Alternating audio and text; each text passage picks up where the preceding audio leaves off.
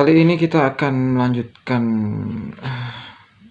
perenungan firman kita di Kejadian 3, di mana ini menceritakan tentang manusia jatuh dalam dosa. Karena di yang pasal 2 kemarin terlalu panjang, ya aku putuskan untuk yang ini dibagi ke beberapa part ya. Nah, di bagian yang saat ini, di hari ini, aku pengen bahas tentang detik-detik manusia jatuh ke dalam dosa pertama kali, gitu ya.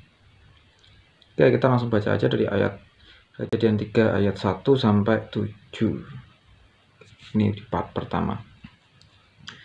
Adapun ular ialah yang paling cerdik dari segala binatang di darat yang dijadikan oleh Tuhan Allah. Ular itu berkata kepada perempuan itu, "Tentulah Allah berfirman, semua pohon dalam taman ini jangan kau makan buahnya, bukan?" Lalu sahut perempuan itu kepada ular itu, "Buah pohon-pohon dan dalam taman ini boleh kami makan, tetapi tentang buah pohon yang ada di tengah-tengah taman, Allah berfirman, jangan kau makan ataupun raba buah itu, nanti kamu mati." Tetapi ular itu berkata kepada perempuan itu, "Sekali-kali kamu tidak akan mati, tetapi Allah mengetahui bahwa pada waktu kamu memakannya, matamu akan terbuka dan kamu akan menjadi seperti Allah, tahu tentang yang baik dan yang jahat." Perempuan itu melihat bahwa buah pohon itu baik untuk dimakan dan sedap kelihatannya. Lagi pula pohon itu menarik hati karena memberi pengertian. Lalu ia mengambil dari buahnya dan dimakannya, dan diberikannya juga kepada suaminya yang bersama-sama dengan dia, dan suaminya pun memakannya. Maka terbukalah mata mereka berdua dan mereka tahu bahwa mereka telanjang. Lalu mereka menyemat daun pohon ara dan membuat cawat. Oke. Nah, di sini ada beberapa hal yang mau aku soroti dan pengen aku kulik gitu ya. Pertama, kita akan bahas tentang ular gitu kan, si hewan paling cerdik. Adapun ular ialah yang paling cerdik dari segala binatang yang di darat yang dijadikan oleh Tuhan Allah. Di sini luar biasanya si ular ini ternyata bisa ngomong. Ini unexpected ya. Dulu sempat waktu kecil dulu mungkin aku nggak terlalu mikir ya kok bisa, tapi sekarang setelah dewasa aku jadi berpikir kok bisa ular ini ngomong.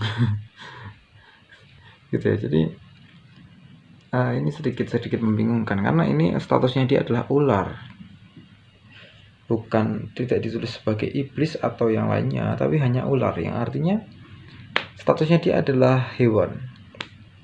Jadi kenapa dia bisa ngomong? Itu menjadi sebuah pertanyaan ya. Ya, meskipun kita bisa beranggapan bahwa ular ini dipenuhi roh iblis ya untuk menggodai Hawa di situ. Katakanlah karena ada roh di dalamnya maka dia bisa ngomong. Ya, kita bisa berasumsi seperti itu, tapi itu tidak dijelaskan di firman Tuhan gitu ya. Oke. Kita akan lanjut dulu karena yang itu sepertinya belum bisa menemukan jawabannya di sini. Lalu kata-katanya gini ya. Semua pohon dalam taman ini jangan kau makan buahnya, bukan? Itu pertanyaannya dari ular. Ya, di sini kita bisa lihat bahwa ular ini pengen memutarbalikkan fakta kepada Hawa. Kalau kita lihat ke belakang, yang mendapatkan perintah atau firman tentang buah yang jangan dimakan itu sebenarnya adalah Adam. Karena waktu buah pohon itu pertama kali dijadikan dan ada ditaruh di Taman Eden, itu Hawa belum ada. Jadi Hawa ini bisa jadi mendapatkan perintah itu dari Adam. Kita istilahnya gitu ya, kan dia diciptakan belakangan ya, dan tidak ceritakan apakah Tuhan itu mau mengulang perintah yang sama dari Adam untuk Adam ke Hawa atau enggak, tapi langsung gitu aja. Setelah jadi ya udah mereka hidup bersama di situ. Nah, ini yang membuat aku jadi berandai-andai. Jangan-jangan si Hawa ini mendapatkan isi perintah itu dari Adam, si Hawa ya. Mendapatkan isi perintahnya itu dari Adam. Adam yang menjelaskan. Nah, istilahnya welcome, selamat datang di Taman Eden gitu kan. Terus dijelaskan. Nah, di sini kita aturannya gini loh. Kita boleh nih makan semuanya nih. Ya, atau ada hewan dan lain sebagainya, itu bisa jadi teman-teman kita di sini gitu kan. Tapi pohon yang ada di tengah itu jangan ya, yang itu gitu kan. Jangan, soalnya nanti kalau kamu makan kamu mati. Gitu ya. Kurang lebih kayak gitu. Mungkin ya. Oke, jadi di sini aku melihat bahwa Hawa menjawab itu dengan kepolosannya gitu. Waktu si ular ini tanya, dia lalu saat perempuan itu kepada ular itu, buah pohon-pohon dalam taman ini boleh kalian makan? Jadi Hawa menggunakan kalimat yang berbeda. Istilahnya itu kayak obrolan santai gitu ya. Oke, nah tapi tentang buah pohon yang ada di tengah-tengah taman, Allah berfirman, jangan kau makan ataupun raba buah itu, nanti kamu mati. Padahal nggak ada ceritanya tuh, dari awal Allah berfirman ya, nggak ada ceritanya Tuhan bilang bahwa kalau kamu raba kamu mati, nggak ada. Jangan kamu makan ataupun raba, itu nggak ada ceritanya gitu kan. Kalau kamu makan, di hari kamu makan itu kamu akan mati, itu sih firmannya. Jadi ini udah agak sedikit melenceng ya. Inilah sisi buruknya dari kalau sesuatu itu diteruskan ya. Tadi bukan didapat dari sumbernya langsung, tapi diteruskan kayak gosip gitu yang berkembang dia. Tapi si ular berkata kepada perempuan itu, sekali-kali kamu tidak akan mati. Tetapi Allah mengetahui bahwa pada waktu kamu memakannya, matamu akan terbuka dan kamu akan menjadi seperti Allah, tahu tentang yang baik dan yang jahat. Oke, perempuan itu melihat bahwa buah pohon itu baik untuk dimakan dan sedap kelihatannya. Lagi pula pohon itu menarik hati karena memberi pengertian.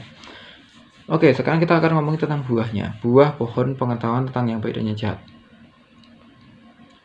Seberapa banyak dari kita yang punya mindset tentang buah ini itu adalah buah dosa.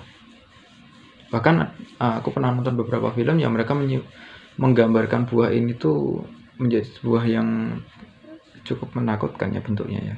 Ada yang bentuknya kayak jantung berdetak gitu, ada yang agak bentuk warnanya merah darah, terus dia agak bercahaya. Jadi mereka menggambarkan itu agak horor ya sebenarnya untuk menyimbolkan buah ini. Tapi kalau kita lihat di sini ya, perempuan itu melihat bahwa buah itu baik untuk dimakan dan sedap kelihatannya. Artinya penampilannya baik-baik aja harusnya, seperti buah pada umumnya.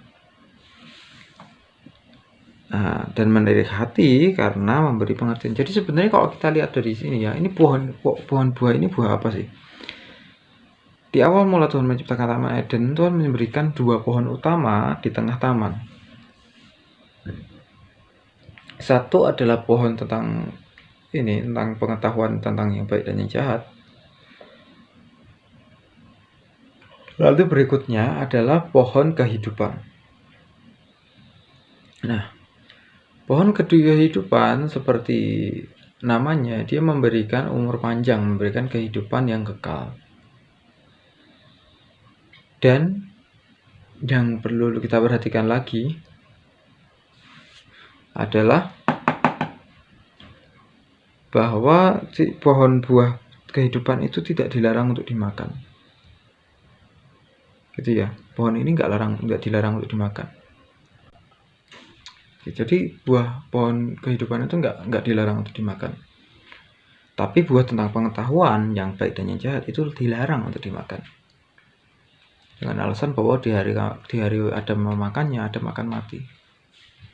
Oke, di sini ada banyak misteri ya, banyak hal yang seringkali juga disalahpahami. Salah satunya adalah tentang pohon pengetahuan yang baik dan yang jahat. Perlu aku tekankan bahwa pohon ini bukanlah pohon kejahatan. Itu ya. Pohon ini nggak membawa kejahatan ke manusia, dan dia sesuai namanya ya, Tuhan menciptakan ini tuh bukan untuk membangkitkan kejahatan, tapi untuk memberi pengetahuan. Makanya namanya buah pengetahuan tentang yang baik dan yang jahat. Yang satunya adalah pohon kehidupan, yang buahnya adalah buah kehidupan yang memberikan umur panjang dan kekekalan kayak gitu. Oke, jadi sebenarnya buah ini buah apa? Yaitu buah pengetahuan. Kenapa dinamakan buah pengetahuan yang baik dan yang jahat?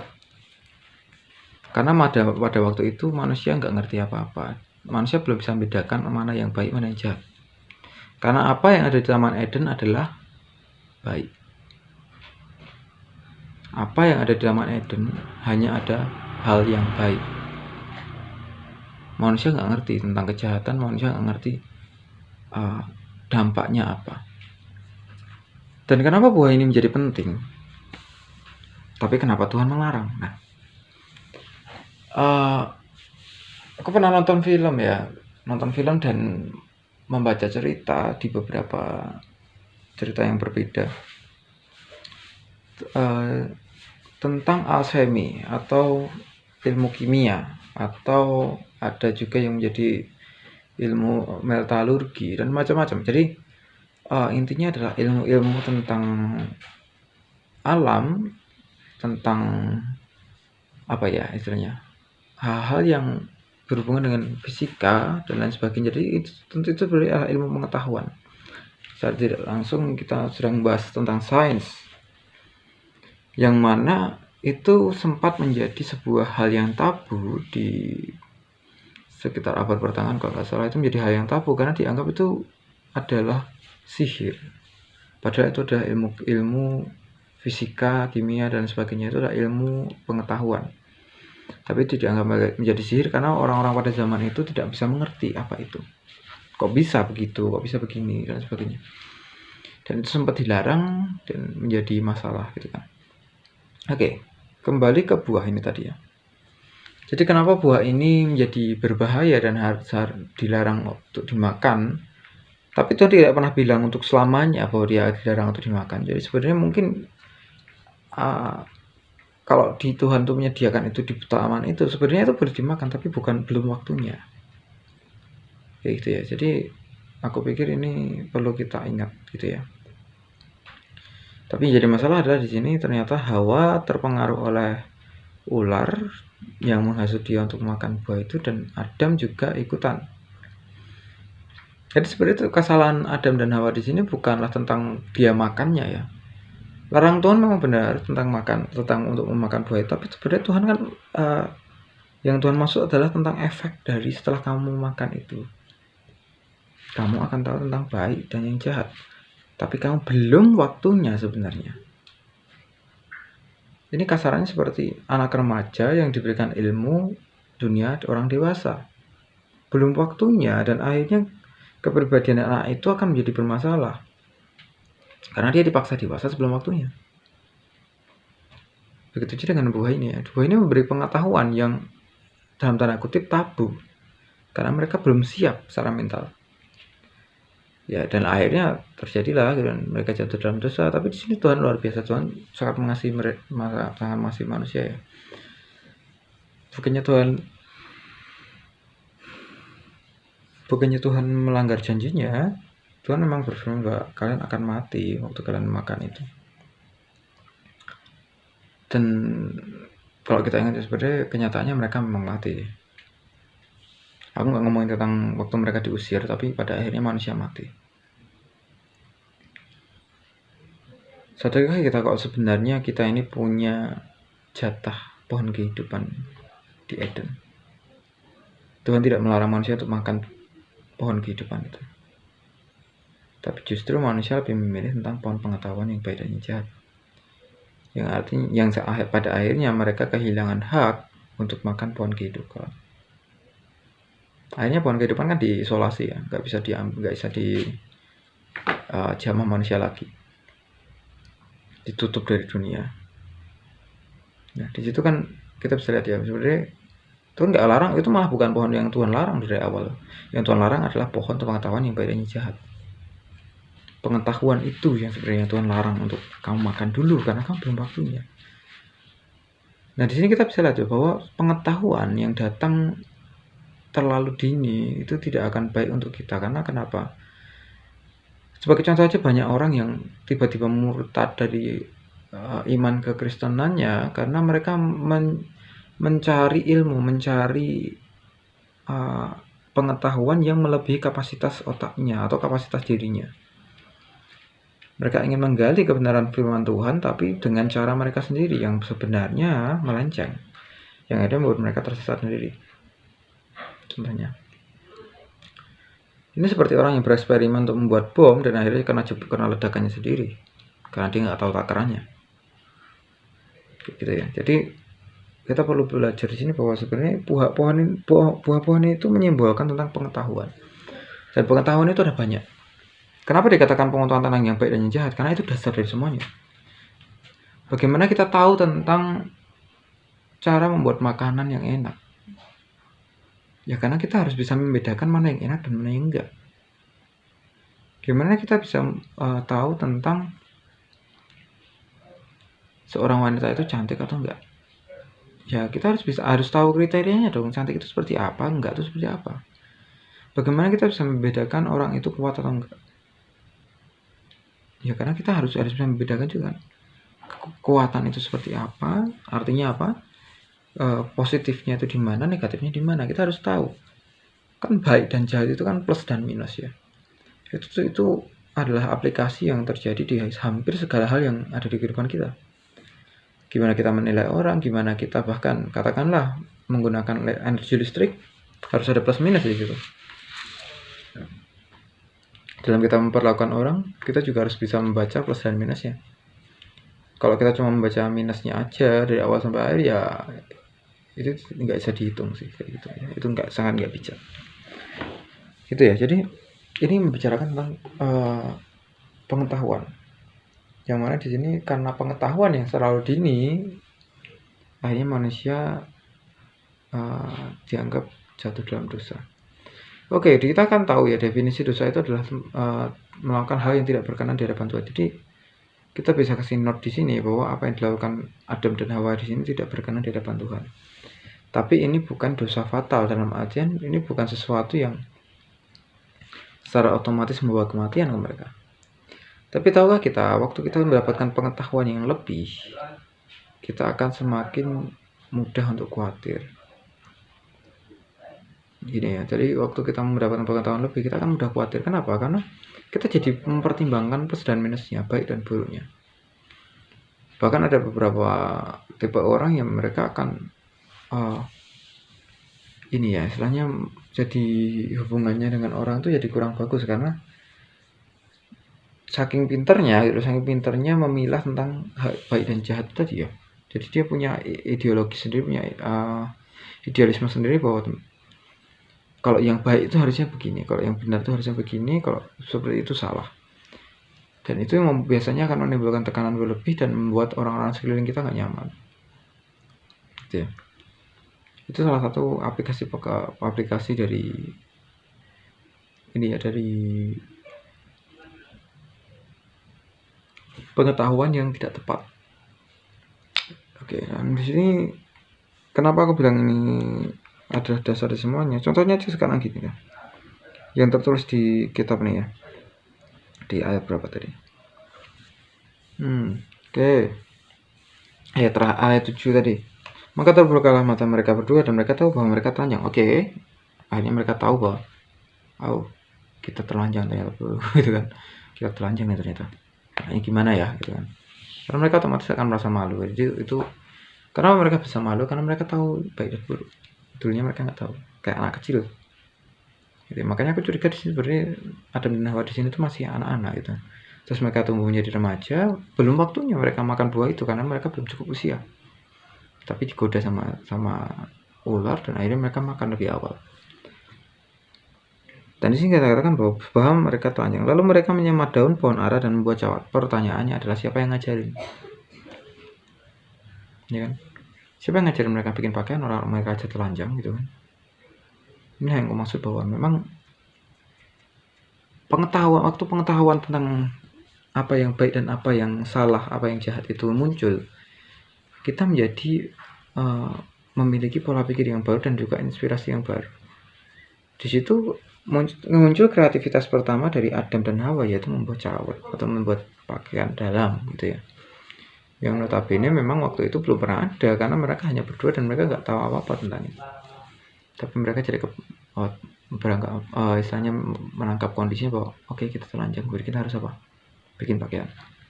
Itu adalah kreativitas pertama yang mereka tunjukkan gitu. Kayak gitu. Oke, jadi mungkin ya ini sedikit lebih ke klarifikasi tentang buah ini ya. Jadi ini bukan buah kejahatan, ini bukan buah yang membawa kejahatan ataupun membawa dosa, tapi ini adalah buah pengetahuan. Dan pengetahuan itu adalah buah si malakama. Itu adalah pedang bermata dua yang bisa menjadi senjata atau juga bisa menjadi obat gitu ya. Jadi kita perlu hati-hati. Ini akan berlanjut ke ayat 8 dan seterusnya, tapi itu di hari yang ke-9 besok aja ya. Sekarang 9 ya, di hari yang 10 berarti. Kayak gitu aja. God bless you.